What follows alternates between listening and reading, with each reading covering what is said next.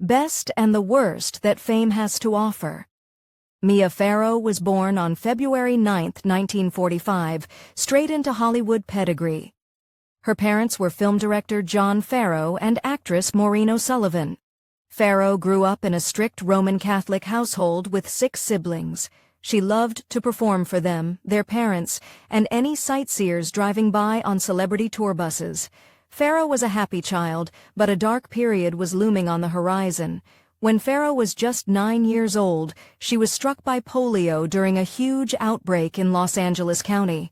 Some records claim that up to 500 people were hospitalized at the time.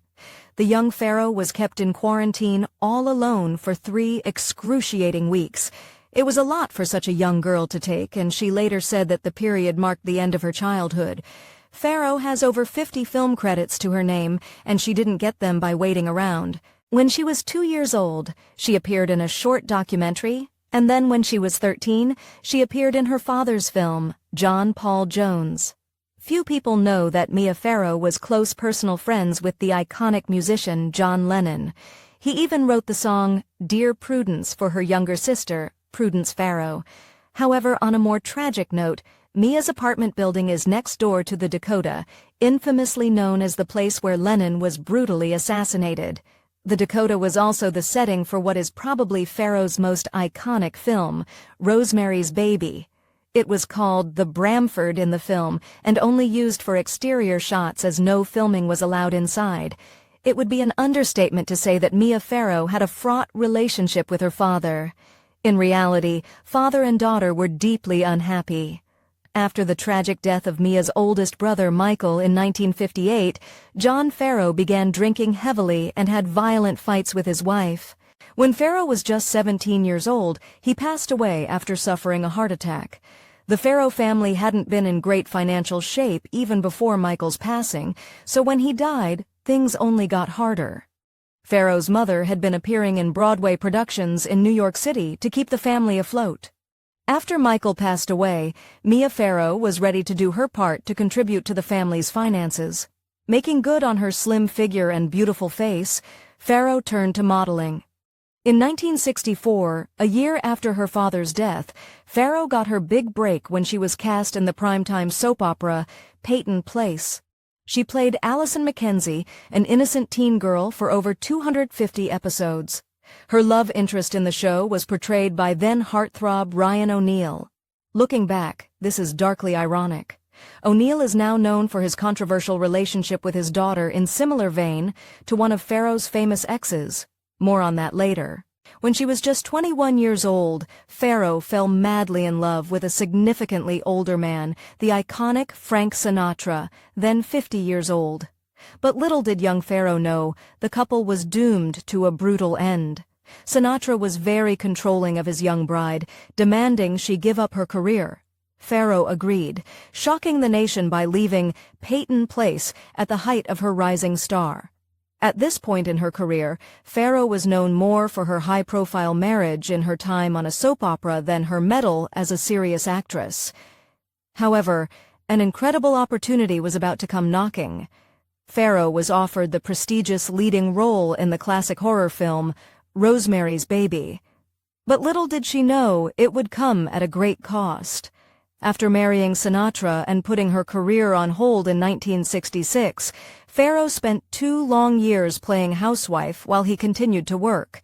Bored of her bland domestic lifestyle, she agreed to play the role of Rosemary Woodhouse and Roman Polanski's Rosemary's Baby. As the movie's shooting schedule ran over time, Farrow received a heartbreaking letter. Sinatra served her with divorce papers. Farrow actually considered dropping out of the film because of the strain it placed on her marriage, but allegedly a studio exec told her that she'd win an Oscar if she did it.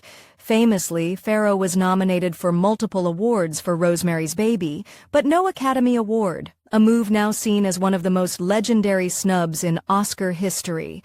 Although Sinatra urged Farrow to quit acting when they wed, he actually planned to cast her in one movie, his passion project, The Detective, and so when filming for Rosemary's Baby took longer than anticipated, Sinatra was extremely furious. He recast Jacqueline Bisset in his wife's role in Cruelly Divorced Farrow. Despite Sinatra's callous behavior during the dissolution of their marriage, Farrow later admitted that when she was with Sinatra, she acted like an immature teenager, which contributed to the strain on their relationship. After their divorce, they managed to put the past in the past, with the pair even staying close friends until the legendary crooner's death in 1998. With Rosemary's Baby, Farrow finally found respectability and critical acclaim as an actress, and she was determined to continue on that path. She appeared in films opposite megastars like Elizabeth Taylor and Robert Mitchum and other up-and-comers like Dustin Hoffman. But soon enough, she'd make history all on her own. In 1971, Mia Farrow became the very first American actress to join the prestigious Royal Shakespeare Company. She would go on to act in numerous critically acclaimed stage productions in London throughout the 70s. Despite her strict upbringing and faith, Farrow also studied transcendental meditation with the Maharishi Mahesh Yogi in 1968. Unbelievably, she was there at the same time as all four of the Beatles, Mike Love of the Beach Boys, the singer Donovan, and Farrow's own sister Prudence. After Farrow's dramatic divorce from Frank Sinatra, the young actress decided to give love another try, setting her sights on the acclaimed composer André Previn. Unfortunately for Farrow and Previn, their relationship had a disturbing dark side. When they first started seeing each other, Previn was still married to his second wife Dory. When Farrow became pregnant in 1969, Previn knew that things had to change. He left his wife before Farrow gave birth to twin boys in February. Farrow and Previn were wed on September 10, 1970, just a few months after his divorce from Dory Previn was finalized. As though that wasn't dramatic enough, when Farrow and Previn walked down the aisle, she was 25 to his 41. After André Previn left his ex-wife Dory Previn for Mia Farrow, Dory wrote an absolutely brutal song titled "Beware of Young Girls." It excoriates Farrow, claiming that the pair had been friends but that Farrow had a dark and different plan. In the time Farrow and Previn were married, they had 3 biological children, twins Matthew and Sasha and son Fletcher. They also adopted 3 children together, Lark Song and Summer Song, both from Vietnam, and Sunya from Korea. While all Farrow's children would change her life, Sunya would have an especially troubling impact. In the final verse of Dory Previn's song, "Beware of Young Girls," she concludes with a brutal line. "She will leave him one thoughtless day. She'll just leave him and go away." Whether or not that's exactly what came to pass, Farrow and Previn did divorce. After 9 years of marriage, the duo went their separate ways in 1979. It was shortly after her divorce from Previn that Farrow began her most infamous relationship of all with director Woody Allen. While they never married, their relationship would last an unlucky 13 years. In the early years of her relationship with Allen, Farrow adopted 2 more children as a single mother, Moses Farrow, a Korean boy with cerebral palsy, and Dylan, who Farrow adopted at just 2 weeks old. They would later go on to be co-adopted by Woody Allen. The couple also had a son together named Satchel Ronan O'Sullivan Farrow. He now simply goes by Ronan, which is understandable. Farrow's relationship with Allen was incredibly fruitful for her career as an actress. She frequently appeared in her partner's films, beginning with A Midsummer Night's Sex Comedy in 1982. The role was originally written for Allen's ex-girlfriend and frequent collaborator, Diane Keaton. Allen is now notorious for repeatedly casting certain actresses, sometimes called his muses, in his films. In Allen's 1984 film Broadway, Danny Rose, Farrow went to extreme lengths to play against type.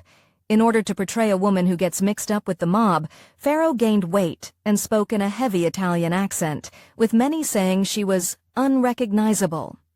Farrow's impressive performance earned her a Golden Globe nomination. In total, Farrow and Allen collaborated on a total of 13 movies during their relationship.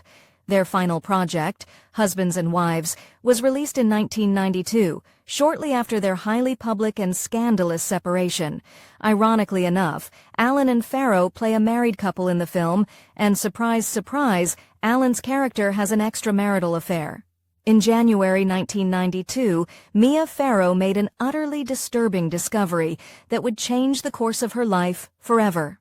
Farrow and Allen had famously always kept separate homes across Central Park throughout their relationship.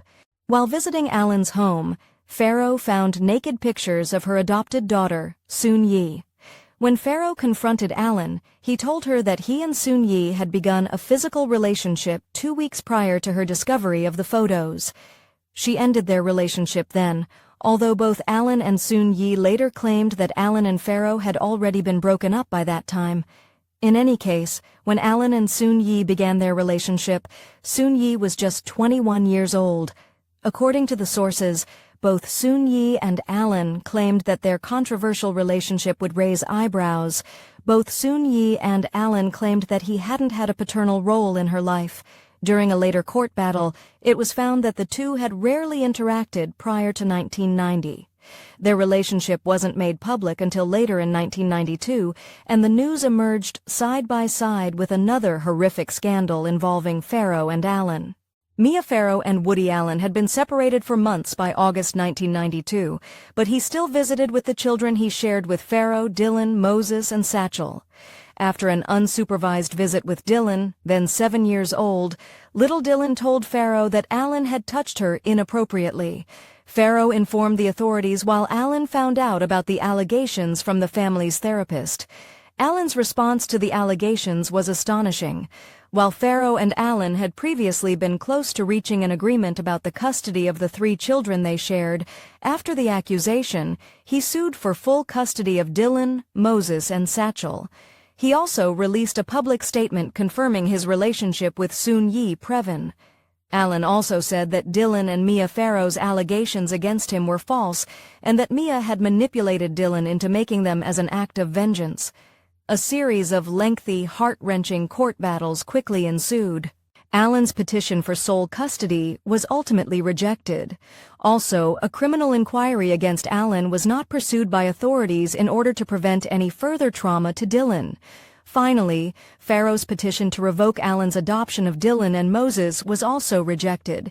In the years since the court battles came to a close, both Mia and Dylan Farrow have maintained their allegations of abuse against Woody Allen, with Ronan Farrow backing them up. Allen, however, continues to deny the allegations. During the final months of her relationship with Allen and in the years afterward, Farrow adopted 5 more children. The new Farrows were Tam, Kaylee Shea, later known as Quincy Maureen, Frankie Min, Isaiah Justice, and Gabriel Wilk, later known as Thaddeus Wilk. If you lost count, that makes 14 children in total for Farrow. 4 biological, 10 adopted. Of those 14 children, Mia Farrow is estranged from 2 of them. Soon-Yi Previn went on to marry Woody Allen in 1997 and has no contact with her adopted mother. In 1992, after her relationship with Allen became public, her adopted father, André Previn, coldly said of Soon-Yi, "She does not exist." Moses Farrow, who was first adopted by Mia and later co-adopted by Woody Allen, made an utterly chilling allegation. According to Moses, Mia Farrow was actually the abusive parent. Moses claims that Mia coached Dylan to make the allegations against Allen. After the conclusion of her court battle with Woody Allen, it should have been happily ever after for Mia Farrow and her brood, but sadly, tragedy lurked in the shadows. Since 2000, 3 of Farrow's 10 adopted children have passed away. First, Tam Farrow died of heart failure in 2000. Then, on Christmas Day 2008, Lark Previn passed away after battling an HIV-related illness. Finally, in 2016, Thaddeus Farrow took his own life. In 2018, Mia Farrow's estranged son, Moses, made a number of disturbing allegations about the death of his siblings on his personal blog. He claimed that Tam's heart failure was related to an overdose, and that Lark's death also partly stemmed from substance abuse issues. On a brighter note, Mia Farrow and Woody Allen's biological son, Ronan Farrow, is an accomplished journalist. Mia is also known for her volunteer work for humanitarian causes, advocating for the rights and health of African children as a UNICEF Goodwill Ambassador. She has frequently traveled to Darfur to shine a light on the conflict there. For exclusive perks like early access to new videos, priority replies to your comments, and to have your say on future content, consider becoming a Factornate member. On top of that, your support helps keep the channel going. Click the link in the description for more details. One of the humanitarian causes that Farrow campaigns for is the fight against polio, perhaps because it's one that hits frightfully close to home. Of course, there was her own battle against the disease at 9 years old, but one of her adopted children, Thaddeus, also contracted polio and was paralyzed from the waist down as a result. Adding to her list of traumas, Farrow was also very close friends with fellow actress Sharon Tate in the 60s. After all, Farrow had been in Tate's Husbands, that's Roman Polanski's biggest movie, Rosemary's Baby. She was reportedly devastated after Tate's passing, as both had gotten pregnant around the same time. Rosemary's Baby was part of a wave of horror films in the 70s that used themes of Satanism to scare audiences, along with classics like The Exorcist and The Omen. But unlike its competitors, Rosemary's Baby nearly killed its lead actress. The director Roman Polanski actually made Farrow walk into traffic. His rationale? He assured her that no one would hit a pregnant woman. Luckily, he was right. If you really want to give him the credit for that. Through a lifetime of glamour, grief, scandal, and strength, Mia Farrow has never once taken the easy road. From walking blindly into traffic to walking away from some of Hollywood's most powerful men, this child of Hollywood royalty wields her influence not only for movies, but for justice. If you enjoyed this Factinate video, give it a thumbs up and subscribe for more incredible stories. Want a say in who we cover next? Join our membership program through the link in the description for exclusive perks. Your support means everything to us. Thanks for watching, and we'll see you in the next one.